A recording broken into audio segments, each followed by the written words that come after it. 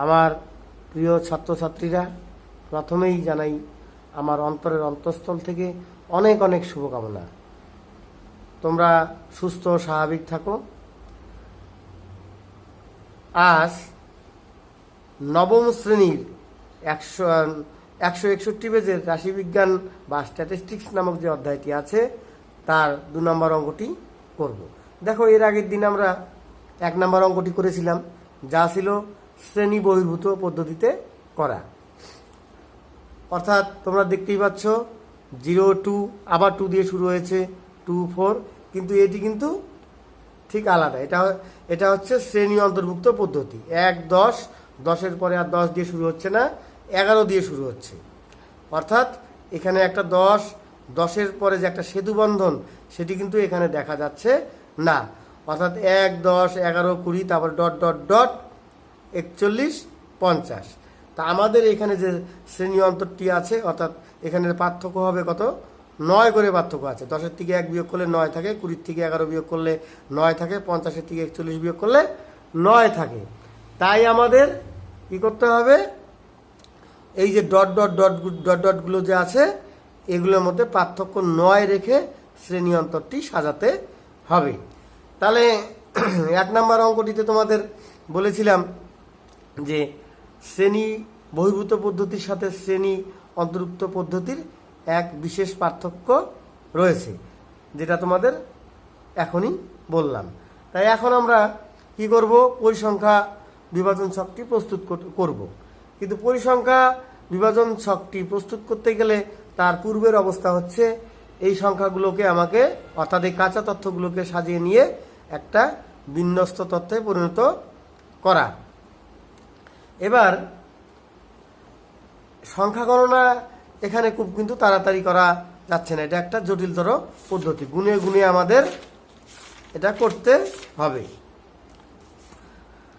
তাই এখন সংখ্যা গণনা তোমরা কিভাবে করবা? যারা চোখ দিয়ে নিরীক্ষণ করবা, দেখা মাত্রই যাদের মস্তিষ্কে গেঁথে যাবে, তাদের বিষয়টি সম্পূর্ণ আলাদা। তারা সরাসরি কটি সংখ্যা পরিসংখ্যা আছে সেখানে সংখ্যাগুলো কটি পরিসংখ্যা শ্রেণীর মধ্যে আছে সেটি লিখে দিবে। কিন্তু আমরা যারা সাধারণ মানের আছি তারা খাতায় খাতায় লিখে লিখে করব। তোমরা রুল দিয়েও তা লিখতে, রুল দিয়ে দাগিয়ে দাগিয়ে করতে পারো। ইরেজার অবশ্যই সাথে রাখবে, কারণ বইয়ের মধ্যে যেহেতু দাগাবে, তাই ইরেজারটা অবশ্যই সাথে রাখবে। কারণ না হলে কি হবে, এখানে অপরিচ্ছন্ন হয়ে যাবে। তাই কি করব, এখন আমরা পরিসংখ্যা বিভাজন ছকটি এখন দেখি প্রস্তুত করব। দেখো, আমি সুন্দরভাবে লিখে রেখেছি যে পরিসংখ্যা বিভাজন ছক শ্রেণী অন্তর্ভুক্ত পদ্ধতি। কিন্তু তোমাদের এটা খাতায় কিন্তু লিখতে হবে না, শ্রেণী অন্তর্ভুক্ত পদ্ধতি এটি লেখার কোনো দরকার নেই, কারণ এটা তোমাদেরকে বোঝার জন্য, মনে রাখার জন্য আমি কথাটি এখানে লিখেছি। এবার দেখো ছকটিতে কি কি আছে? নম্বরের শ্রেণী, শ্রেণী পরিসংখ্যা, শ্রেণী সীমা। শ্রেণী সীমাতে আবার 2টি ভাগ আছে, নিম্ন সীমা, উচ্চ বা ঊর্ধ্ব সীমা। আবার কি আছে? শ্রেণী সীমানা, নিম্ন শ্রেণী সীমানা, উচ্চ বা ঊর্ধ্ব শ্রেণী সীমানা। তারপরে আছে শ্রেণী দৈর্ঘ্য, পরিসংখ্যা ঘনত্ব, আপেক্ষিক পরিসংখ্যা, পরিসংখ্যার শতকরা হার, টেলিমার্ক। টেলিমার্কটা কিন্তু শ্রেণী পরিসংখ্যার পাশাপাশিই বসে, আমি তোমাদেরকে শেষে দেখিয়ে দেব। আচ্ছা দেখো, এই যে আমরা পরিসংখ্যা বিভাজন ছকটি প্রস্তুত করলাম, এটি কিন্তু তোমাদের বইয়ে খুব সুন্দরভাবে 156 পেজে দেওয়া আছে। এটা হচ্ছে ছক নং 4। আমি যা যা লিখেছি সেই কথাগুলোই এখানে আছে। অর্থাৎ আমি নিজেই এই বইটিকে কিন্তু অনুসরণ করেছি, তোমরাও এই বইকে অনুসরণ করবে। অর্থাৎ এখানে বইকে অনুসরণ যারা করবে তারা সঠিকভাবেই তোমরা ভালো করে পড়লেই বুঝতে পারবে। কিন্তু আমি তোমাদেরকে তবু দেখিয়ে দিচ্ছি। দেখো, তা প্রথমে আছে নম্বরের শ্রেণী। নম্বরের শ্রেণী অর্থাৎ এই যে নম্বরের শ্রেণী, সর্বনিম্ন সংখ্যা কত আছে? সর্বনিম্ন সংখ্যা আছে 0, 1। আর সর্বোচ্চ সংখ্যা কত আছে? 50। দেখো আমরা কিভাবে বলতে পারি এখানে যদি তুমি নাও দেখো, তুমি বলতে পারো এখানে 50 আছে, কারণ এই যে দেখো এখানে 50 কথাটি এখানে শেষে দেওয়া আছে। সুতরাং এটা সর্বোচ্চ সংখ্যা হচ্ছে 50। তাহলে এখানে আমরা এবার শ্রেণী অন্তরটি তৈরি করি।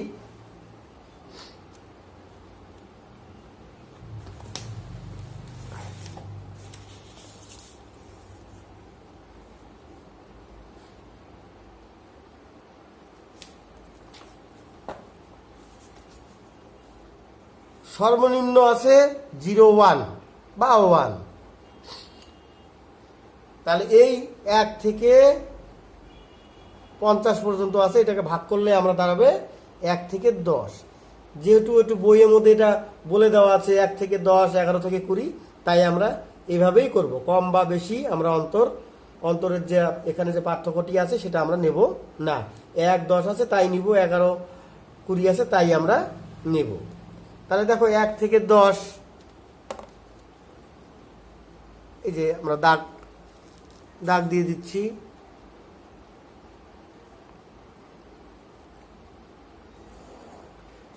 এবার 10-এর পরে কি 11 দিয়ে শুরু, 11 থেকে কত 9 পার্থক্য, তাহলে হবে কত 20। এবার দাগ দিয়ে দিলাম।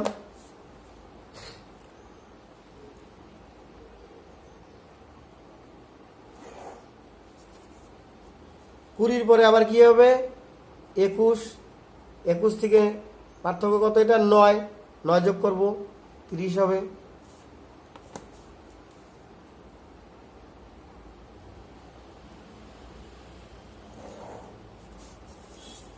তিরিশের পরে কি দিয়ে শুরু হবে 31, 31 থেকে কত হবে 9 যোগ করলে 40,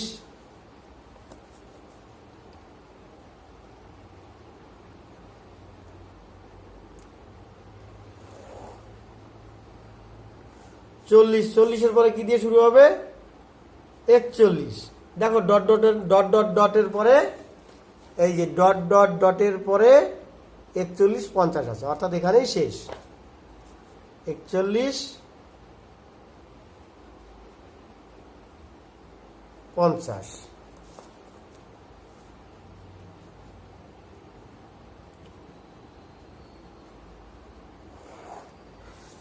এখন দেখো এই যে বললাম শ্রেণী পরিসংখ্যা কত হবে, 1 থেকে 10-এর মধ্যে পরিসংখ্যা কত হবে, অর্থাৎ 1 কটি আছে বা মাঝে যে সংখ্যাগুলি তা কত করে আছে, কয়টি আছে 10 কটি আছে। শ্রেণী বহির্ভূত পদ্ধতিতে কিন্তু আমাদের এই যে 10টিকে কিন্তু ধরা হতো না, অর্থাৎ উচ্চ সীমাকে ধরা হতো না। কিন্তু যেহেতু এটা শ্রেণী অন্তর্ভুক্ত পদ্ধতি, তাই 1কেও গুনবো, মাঝের সংখ্যাগুলো তো গুনতেই হবে কটি আছে, এবং শেষের যে 10 আছে 10 যদি থাকে তাহলে আমরা তাও গুনবো, আর না থাকলে তার আগ পর্যন্ত যতগুলি সংখ্যা দাঁড়াবে আমরা তা গুনে নেব। একই পদ্ধতির বারবার এগুলো আমাদের পর্যায়ক্রমিকভাবে আমাদের চলতে থাকবে। দেখো আমি তোমাদের কোন সংখ্যা কটি আছে আমি লিখে রেখেছি। দেখো 1 আছে 1টি, 2 আছে 1টি, 3 আছে 2টি, 7 আছে 1টি, 9 আছে 1টি। তাহলে 1 থেকে 10-এর মধ্যে মোট কটি সংখ্যা আছে, তাহলে 6টি। কিন্তু এখানে কিন্তু 10 অনুপস্থিত, 10 কিন্তু এখানে নেই। 10 থাকলে এখানে আমাদের ধরতে হতো, যেহেতু 10 নেই তাই আমরা এখানে গুনবো না। এখানে আমি তোমাদের এটা ভালো করে তোমরা দেখবে খাতাটা, এখানে আমি স্তম্ভ বা কলাম বলেছি এই কারণে আমি লিখে দিয়েছি তোমাদের সুবিধার জন্য, তোমরা খুঁজে বের করতে তোমাদের সুবিধা হবে। দেখো 1 আছে 1টি, কয় নাম্বার কলমে, নবম কলাম বা নবম স্তম্ভে। প্রত্যেকটাকে আমরা এক একটা স্তম্ভ ধরে নিয়েছি, এইটি এক একটি স্তম্ভ। তাই যদি ধরি তাহলে দেখো 1 কোথায় আছে, একটি 9 নাম্বার, এই যেটা হচ্ছে 9 নাম্বার কলাম। এইভাবে তোমরা বুঝে বুঝে সবগুলোই করবে। যেমন 2 আছে কটি, 2 একটি, কয় নাম্বার কলামে আছে, ওই নবম কলামে বা নবম স্তম্ভেই কিন্তু 2 পাওয়া যাবে একটি। এই দেখো 2, এই যে 02। তাহলে এইভাবে প্রক্রিয়াটি তোমরা দেখবে ভালোভাবে, এই খাতাটা দেখো।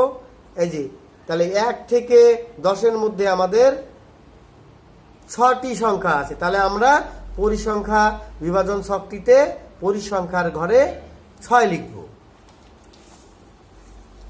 তাহলে এই যে লিখলাম পরিসংখ্যার ঘরে 6। পরের শ্রেণীতে আমরা কি লিখবো? 11 থেকে 20-র মধ্যে কটি আছে? 11 থেকে 20-র মধ্যে, এই যে 11 থেকে 20-র মধ্যে লিখে রেখেছি। দেখো ভালো করে দেখবা, স্তম্ভ বা কলামও লিখে রেখেছি, যাতে তোমরা যখন অঙ্কটি করবে তোমাদের খুঁজতে খুবই সুবিধা হয়। দেখো এখানে 11, এখানেও কিন্তু 20 অনুপস্থিত, অর্থাৎ 20 এখানে নেই। তাই যতটুক আছে ততটুক পর্যন্ত সংখ্যাগুলিকে আমরা যোগ করব। আমাদের মোট সংখ্যা দাঁড়িয়েছে 8টি। তাহলে পরিসংখ্যায় লিখব 8। এবার 21 থেকে 30, 21 থেকে 30, 21 থেকে 30 কটি আছে? 11টি আছে। তোমরা স্তম্ভগুলি মিলিয়ে নিয়ে দেখবে 21 থেকে 30 আছে 11টি। এই সুন্দরভাবে দেখো, এই যে এটা তোমরা অনুসরণ করবে, কোনো অসুবিধা হবে না। তাহলে 21 থেকে 30 আছে 11টি। 31 থেকে 40 কয়টি আছে? 31 থেকে 40 আছে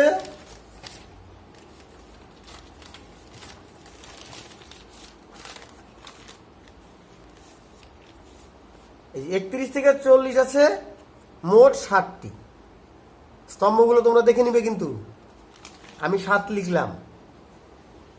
41 থেকে 50 আছে কটি?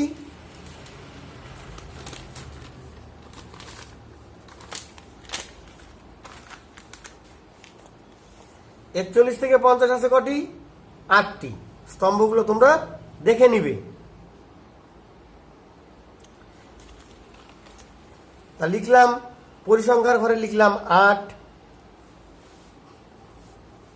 এবার মোট কটি সংখ্যা দাঁড়ালো? মোট পরিসংখ্যা কত হলো?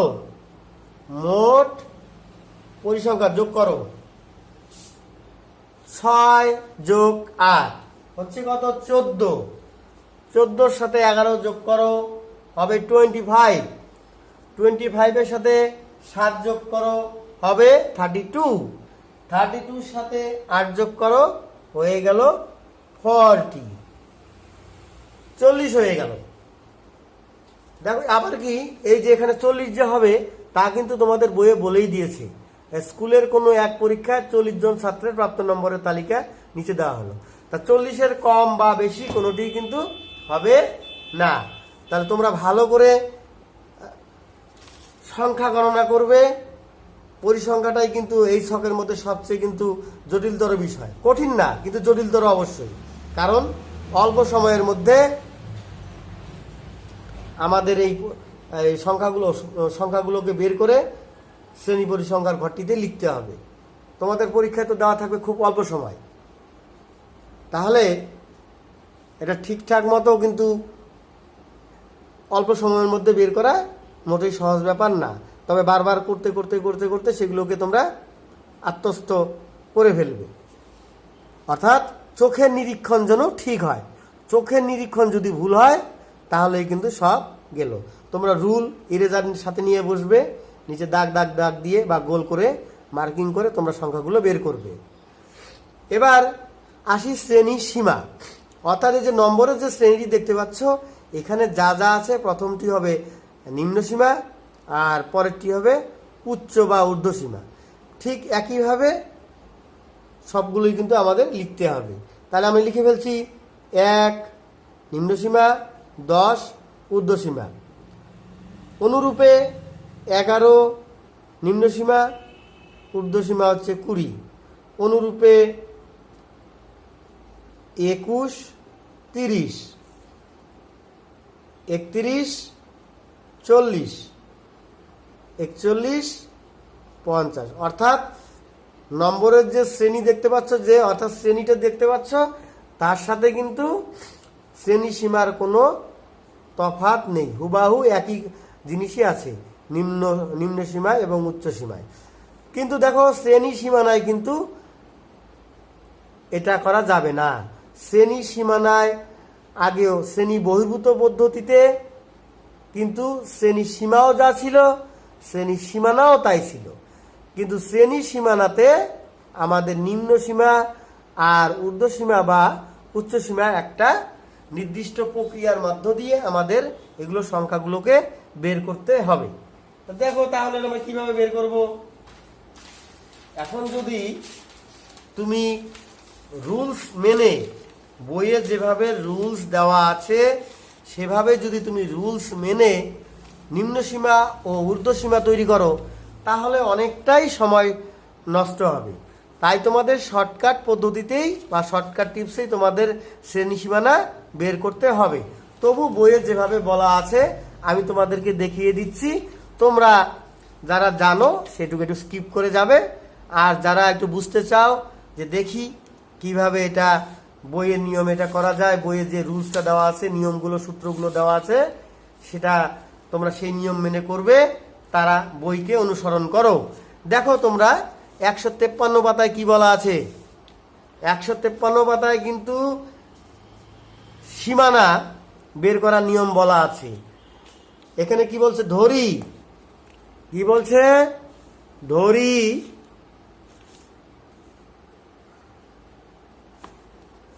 এই যে দেখো, ধরি কোন শ্রেণীর ঊর্ধ্বসীমা ও তার ঠিক পরবর্তী শ্রেণীর নিম্ন সীমার অন্তর ডি। কোন শ্রেণীর ঊর্ধ্বসীমা ও তার ঠিক পরবর্তী শ্রেণীর নিম্ন সীমার অন্তর ডি।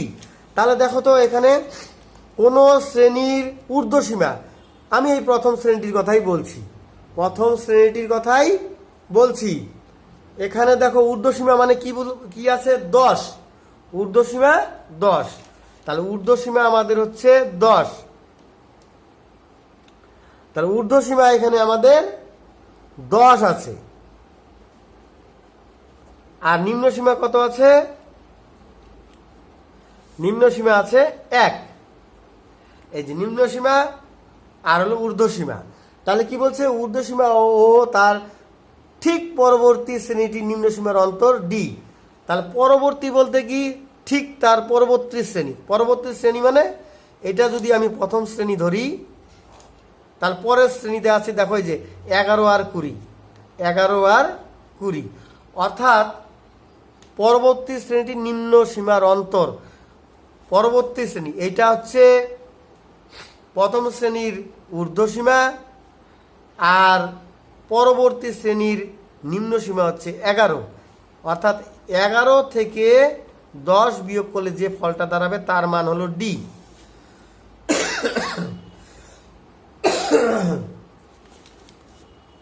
এই যে ঊর্ধ্বসীমা 10, পরবর্তী শ্রেণীর নিম্ন সীমা 11, অর্থাৎ 11 থেকে 10 বিয়োগ করলে যা ফল হবে তার মান হচ্ছে ডি। তাহলে আমরা একটা জিনিস লক্ষ্য করো, একটা জিনিস লক্ষ্য করো, প্রত্যেকটিতে 10, তারপরে 11, 20, 21, 30, 31, 40, 41, দেখো প্রত্যেকটিতে কিন্তু 1 করে পার্থক্য আছে, অর্থাৎ ডি মানেই 11। তাহলে তুমি এটা মনে রাখবে যে এখানে যে ডি কথাটি বলছে, এই যে নিম্ন সীমার অন্তর ডি, অর্থাৎ ডি মানেই হচ্ছে তোমার 1, ডি মানেই হচ্ছে 1। বিয়োগ করলে কত হচ্ছে, 11 থেকে 10 বিয়োগ করলে 1 হচ্ছে, 21 থেকে 20 বিয়োগ করলে 1 হচ্ছে, 31 থেকে 20 বিয়োগ করলে 1 হচ্ছে, হ্যাঁ, 41 থেকে 40 বিয়োগ করলে 1 হচ্ছে। অর্থাৎ এই যে বিয়োগ ফল, পরের সারি থেকে আগের সারির ঊর্ধ্বসীমা বিয়োগ করলে যে ফল 1 হলো, তারই মান হচ্ছে ডি। এই যে 11 থেকে 10 বিয়োগ করেছি তার ফল হয়েছে ডি। তাহলে এখন কি বলছে, নিম্ন সীমা কিভাবে বের করব, নিম্ন সীমানা কিভাবে বের করব বলছে, শ্রেণীটির নিম্ন সীমা, শ্রেণীটির নিম্ন সীমা মানে কি 1, এই লিখলাম 1 বিয়োগ ডি বাই 2, বিয়োগ ডি বাই 2। তাহলে 1 ডি মানে বলেছি সারা জীবনী, তার ফল ডি এর মানে একই হবে 1/2। তাহলে 1/2 মানে কি, 1কে 2 দিয়ে ভাগ করে দশমিকের জন্য 0, 5 দুগুণে 10, 0.5। তাহলে 1 বিয়োগ 0.5। এবার 1-এর থেকে 0.5। তোমরা হয়তো সবাই পারো, তবে কিছু আছো যারা দশমিকের বিয়োগ করতে অসুবিধা হয়, তারাও দেখে নাও বিষয়টি। এই যে 1 থেকে কিভাবে 0.5 বিয়োগ করব। 1 একটি পূর্ণ সংখ্যা। তা পূর্ণ সংখ্যা, যে কোনো পূর্ণ সংখ্যার ডান দিকে একটা দশমিক থাকে, ঠিক দশমিকের নিচে দশমিক লিখবে, তারপরে যে কোনো সংখ্যা আছে সেটা লিখে দিবে। এবার এই ফাঁকগুলি পূরণ করার জন্য তুমি 0 ব্যবহার করবে। হ্যাঁ, তাহলে এটাকে 10 ধরবে, 10-এর থেকে 5 বিয়োগ করলা, 5 থাকবে, দশমিক হাতে থাকলো 1, 1 মিলে গেল 0। অর্থাৎ 1 থেকে 0.5 বিয়োগ করলে ফল কিন্তু কি দাঁড়ালো? 0.5 দাঁড়ালো। তাহলে আমরা নিম্ন শ্রেণী সীমানা পেলাম কি? তাহলে আমরা নিম্ন শ্রেণী সীমানা কি পেলাম? 0.5। এবার কি বলছে? একটি হলো এবার ঊর্ধ্ব শ্রেণী সীমানা বা উচ্চ শ্রেণী সীমানা বের করব। কিভাবে? শ্রেণীটির ঊর্ধ্বসীমা, শ্রেণীটির ঊর্ধ্বসীমা হচ্ছে কত ছিল? ঊর্ধ্বসীমা 10। শ্রেণীটির ঊর্ধ্বসীমা 10 যোগ কি বলছে? d/2। d/2। ডি মানে কি? ডি মানে হচ্ছে 1, সারা জীবনই একই হবে ডি এর মান। আর এখানে 2, তাহলে আমরা 1/2কে আগেই ভাগ করে দেখিয়ে দিয়েছি। এই দেখো 0.5 হয়, তাহলে লিখলাম 10 যোগ 0.5 ইকুয়াল টু কি হয়? আবার লিখলাম 10 একটি পূর্ণ সংখ্যা, ডান দিকে দশমিক দিলাম, এবার দশমিকে সোজা দশমিক দিলাম, আর 5টা আমরা যোগ করে দিলাম। তাহলে আমরা এখানে ঊর্ধ্বসীমানায় কি লিখতে পারি? ঊর্ধ্বসীমায় লিখবো 10.5। এবার দেখো, প্রথম এটা তোমাদেরকে আমাদের বইয়ে যেভাবে বলেছে, যে সূত্র দিয়ে করার কথা যেভাবে দেওয়া আছে, আমরা সেই সূত্রটিকে বিশ্লেষণ করে তোমাদেরকে বোঝানোর চেষ্টা করলাম। এবার এটাকে কিন্তু একটা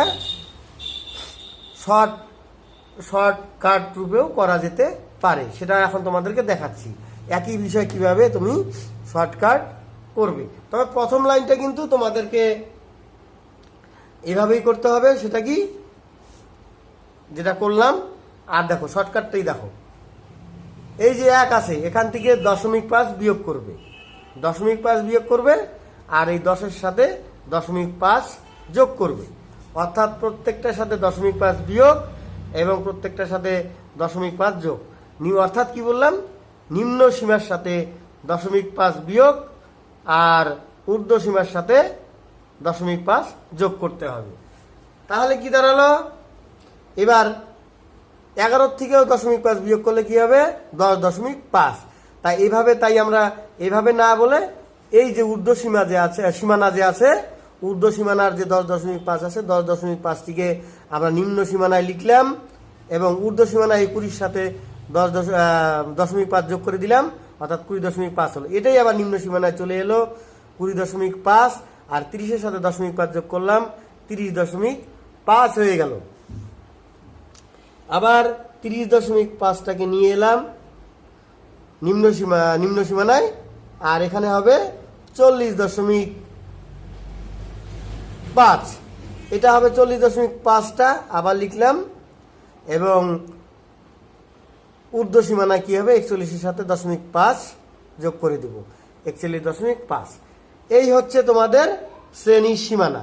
সুতরাং তোমরা বুঝতেই পারছো, শ্রেণী বহির্ভূত পদ্ধতি আর শ্রেণী অন্তর্ভুক্ত পদ্ধতির মধ্যে শ্রেণী সীমানার যথেষ্ট পার্থক্য রয়েছে।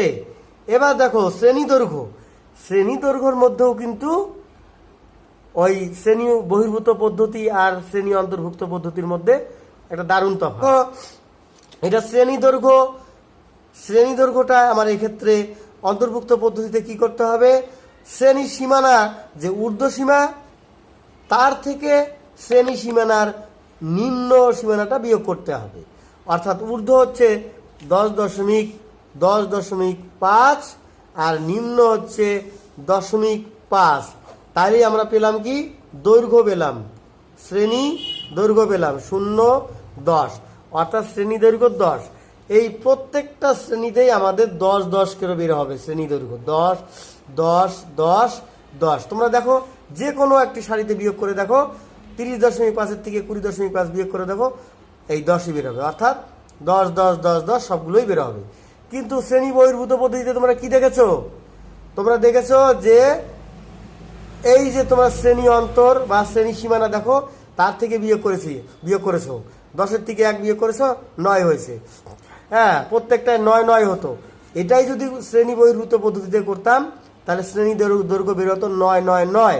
কিন্তু শ্রেণী অন্তর্ভুক্ত পদ্ধতিতে এটা দাঁড়াচ্ছে প্রত্যেকটায় 10, অর্থাৎ 1 করে বৃদ্ধি পেল। 10.5-এর থেকে 0.5 বিয়োগ করো, 10 হলো। অর্থাৎ প্রত্যেকটাতে আমাদের প্রত্যেকটি শ্রেণীতে 1 করে বৃদ্ধি পেয়েছে দৈর্ঘ্য। হ্যাঁ, কিন্তু আমাদেরকে এটাই অনুসরণ করতে হবে, শ্রেণী অন্তর্ভুক্ত পদ্ধতিতে এভাবেই করতে হয়। সীমানার থেকে, অর্থাৎ ঊর্ধ্ব সীমানার থেকে নিম্ন সীমানা বিয়োগ করলেই শ্রেণী দৈর্ঘ্য পাওয়া যায়। এবার পরিসংখ্যা ঘনত্ব। পরিসংখ্যা ঘনত্ব তোমরা কি সূত্র বলেছ? উক্ত শ্রেণীর পরিসংখ্যা বাই শ্রেণী দৈর্ঘ্য। উক্ত শ্রেণীর পরিসংখ্যা বাই শ্রেণী দৈর্ঘ্য কোথায় দেখেছো? দেখো 154 পাতায় দেখো, উক্ত শ্রেণীর পরিসংখ্যা বাই শ্রেণী দৈর্ঘ্য ইকুয়াল টু পরিসংখ্যা ঘনত্ব। তাহলে উক্ত শ্রেণীর পরিসংখ্যা বলতে বোঝানো হয়েছে যে প্রথমে যে শ্রেণীটি আছে পরিসংখ্যা 6, তাকে কি দিয়ে ভাগ করব? 10 দিয়ে ভাগ করব। তাকে 10, অর্থাৎ প্রত্যেকটি পরিসংখ্যাকে 10 দিয়ে ভাগ করব। প্রত্যেকটি সংখ্যাকে 10 দিয়ে ভাগ করলে কি হবে? 6 দিয়ে 10কে ভাগ। এখানে দেখো 10-এর মধ্যে একটি শূন্য আছে। শর্টকাট টিপস কি? এই একটা শূন্যর জন্য 1 ঘর বাঁ দিকে আমরা দশমিক দিব। তাহলে কি হবে? 6কে 10 দিয়ে ভাগ করলে কি হবে? 0.6 হবে, 0.6। ঠিক একই রূপে 8-এর মধ্যে বাঁ দিকে দশমিক দিয়ে দিব, যেহেতু একটা শূন্য আছে। 11-র মধ্যে 1 ঘর পরে দিব, হয়ে গেল 0.7 হবে, 0.8 হবে পরিসংখ্যা ঘনত্ব। এই যে পরিসংখ্যা ঘনত্ব, অর্থাৎ একটা শূন্যর জন্য শ্রেণী পরিসংখ্যা যে সারিটিতে যে সংখ্যাগুলো আছে 1 ঘর বাঁ দিকে দশমিকগুলো বসে যাবে। আর আপেক্ষিক পরিসংখ্যা কি? আপেক্ষিক পরিসংখ্যা হচ্ছে শ্রেণী পরিসংখ্যা ভাগ মোট পরিসংখ্যা। এখানে দেখো বইয়ের মধ্যে দেওয়া আছে, কিন্তু 155 পাতাতে দেওয়া আছে। দেখো যে আপেক্ষিক পরিসংখ্যা উক্ত শ্রেণীর পরিসংখ্যা বাই মোট পরিসংখ্যা। উক্ত শ্রেণীর পরিসংখ্যা মানে কি? দেখো প্রথম শ্রেণীটিতে কত আছে? পরিসংখ্যা 6 ভাগ 40, মানে এই যে ভাগ 40। তারপরে কি করবো? 8 ভাগ 40, 11 ভাগ 40, 7 ভাগ 40, 8 ভাগ 40। তাহলে আমরা আপেক্ষিক পরিসংখ্যায় লিখব 6 ভাগ 40। তাহলে 6 ভাগ 40 করলে কত হবে ফল? তোমরা ভাগ করে নিবে।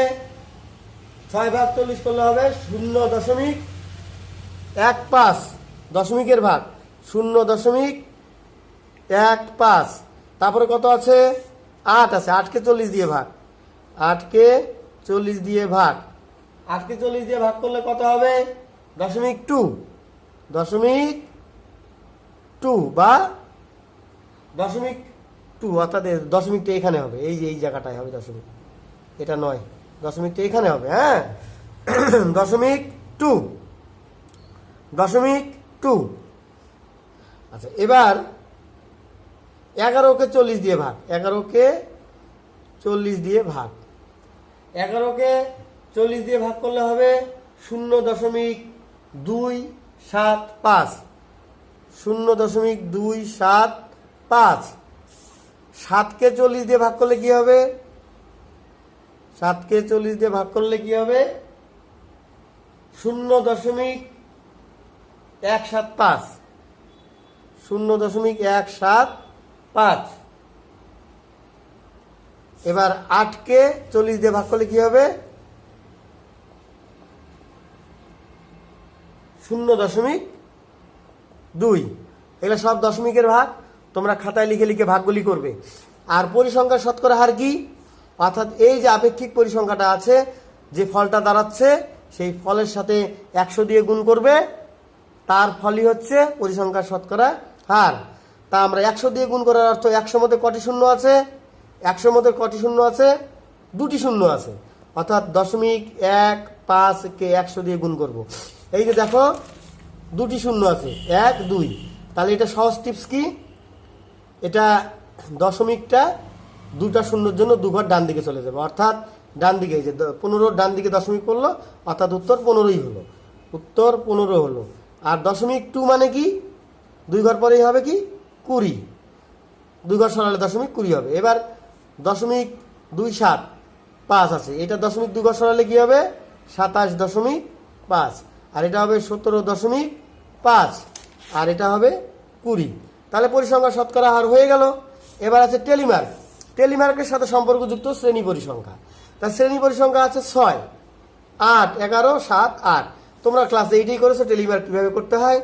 তা দেখো টেলিমার্কটা কিন্তু তোমরা শ্রেণী পরিসংখ্যার পাশাপাশি করবে, আমি তোমাদের শেষে করিয়ে দেখালাম। দেখো পরিসংখ্যা 6টি আছে, তা 4টি সোজা থাকে, 1, 2, 3, 4, 5, এই 1, 6। পরেরটা আছে 8, তাহলে 1, 2, 3, 4, 5, 6, 7, 8। তারপরে আছে 11, 1, 2, 3, 4, 5, 5 বললাম, 1, 2, 3, 4, এই একটা 5। তারপরে আবার আছে 1, 2, 3, 4, 5, তার 10 হলো, আর হচ্ছে একটি, এই 11। আর পরেরটা আছে 7, 1, 2, 3, 4, 5, 6, 7। তারপরে আছে 8টি, 1, 2, 3, 4, 5, 6, 7, 8। অর্থাৎ 4টি সোজা দাগ দিবে, একটি বাঁকা দাগ দিবে, তাহলে হলো 5। তারপরে আর অতিরিক্ত যেগুলো বলেছে, অতিরিক্ত যে কটা বলবো সে কটা দাগ দিয়ে দিবে। এই হচ্ছে টেলিমার্ক। তাহলে 2 নম্বর অঙ্কটি আমাদের শেষ হয়ে গেল। তোমরা ভালোভাবে ভিডিওটি দেখবে, অবশ্যই বারবার সংখ্যাগুলোকে কিন্তু নিরূপণ করতে কিন্তু তোমাদের চোখ দিয়ে ভালোভাবে নিরীক্ষণ বা স্ক্যান করতে হবে। তোমরা কিন্তু এই বিষয়টি খুব সাবধানে করবে। একটি সংখ্যা কম বেশি হয়ে গেলে কিন্তু অঙ্ক তুমি সঠিক করার পরেও, নিয়ম মেনে করার পরেও কিন্তু তোমার অঙ্কটি ভুল হয়ে যাবে। এক্ষেত্রে সংখ্যা তোমাদেরগুলো যে কোনটি কোন সংখ্যা আছে, এই নিরীক্ষণটা কিন্তু তোমাদের খুব মনোযোগের সহিত তোমাদেরকে এটা করতে হবে। তারপরে পরিসংখ্যায় যে বিভাজন ছকটিতে তারপর সেটি লিখতে হবে। তাহলে আজকের মতো এখানেই শেষ করছি। তোমাদেরকে অনেক অনেক শুভেচ্ছা জানিয়ে, আমার ভালোবাসা জানিয়ে আজকে আমার অঙ্কটিকে শেষ করলাম। ধন্যবাদ সবাইকে।